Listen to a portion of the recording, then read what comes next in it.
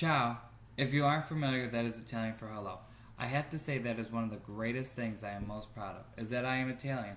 And being Italian isn't just a thing you say, it is a way of life, a culture bounded by faith, family, and most important for us Italians, food. I couldn't be more proud to say that my great-grandmother and my great-grandfather, or as I like to call them, Nana and Papa, both came from Italy, and more specific, Sicily. So today we are going to explore exactly what it means to be from Italy, from their political way of life to their economic means, the way they live, and compare some of the differences between the culture of Italy to America. Did you know that it wasn't until 1946 that Italy changed from a monarch state, or ruled by a king or queen, to one that is ruled by a parliamentary republic after a national referendum occurred?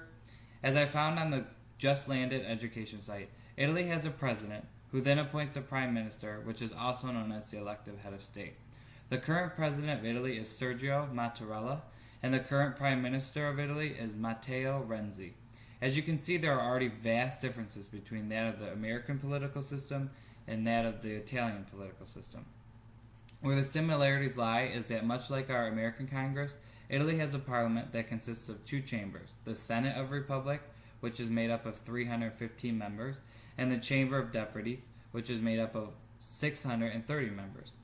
That's similar to our United States Senate, made up of 100 senators, and our U.S. House of Representatives, made up of 435 members. The main role of the Parliament is to oversee the legislation and pass or block legislation that doesn't make sense for the country.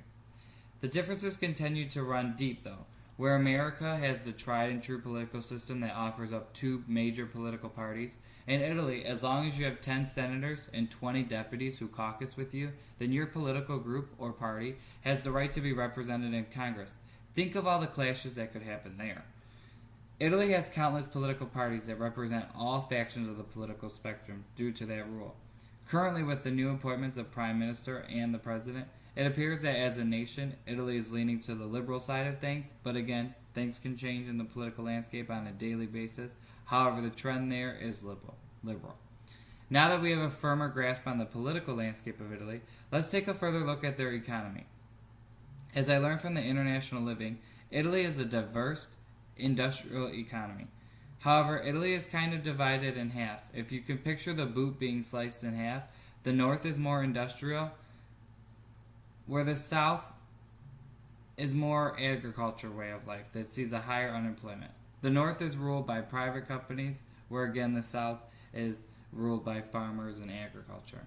Currently, Italy has a labor force of roughly 25 million, and that labor force is broken up with approximately 5% being in agriculture, 30% in industry, and 65% of those individuals in the service industry.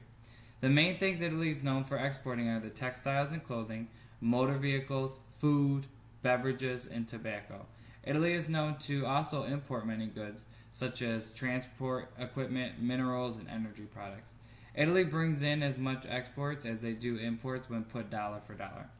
So while we see many similarities from Italy to America, there are many differences as well, which is what makes Italy so unique and special.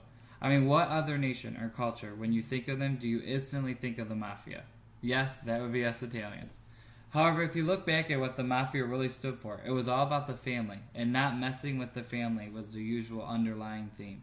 Italians pride themselves on the closeness of their family, from getting together once a week to sharing a meal, which almost always consists of spaghetti and meatballs, to forming bonds and friendships with family that can never be broken. As I said in the beginning, I couldn't be more proud to come from a country that's family morals has shaped their government and economy, and come from a nation that embodies the culture that they do.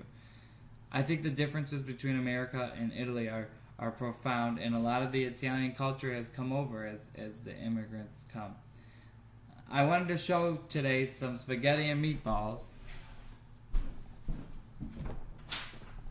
but I couldn't get my Nonna to make them fast enough, so instead I'll just show the Italian flag, which stands for family, faith, and food. Once again, ciao or goodbye.